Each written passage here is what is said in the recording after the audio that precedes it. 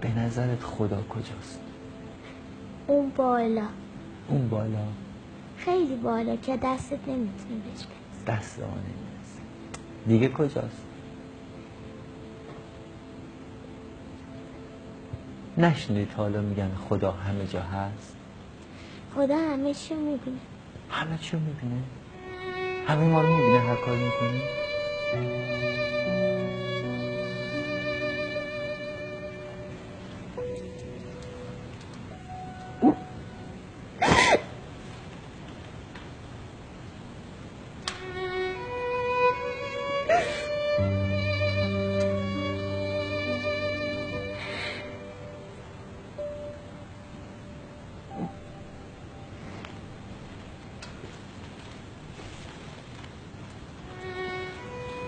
مهدیس خانم چی شد چرا گریت گرفت؟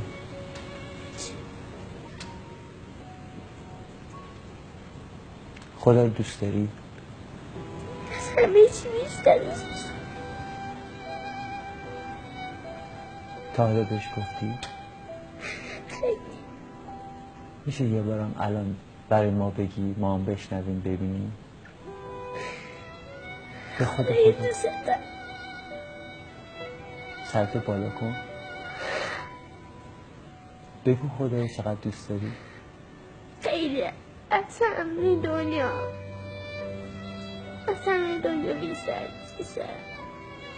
میدونستی خدا هم شما رو خیلی دوست داره؟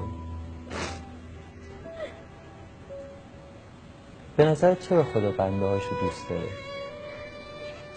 نمیدونی؟ با خدا حرفم میزنی؟ درد دلم میکنی؟ چیا میگی مهدی؟ مثلا آرزوامو بهش میگم. دیگه مثلا دعایی که مثلا به بعضیا میگم و بهش میگم که برآوردش میکنه. آرزوها رو که بعضیا دارن. آرزوهای دیگران هم میگه خدا برآورده کنه؟ آفرین. به فکر مردم هم هستی؟ مهدیس فکر کنم دوست داری همه شاد باشن خوشحال باشن. آره؟ درود بر شما. باریکلا.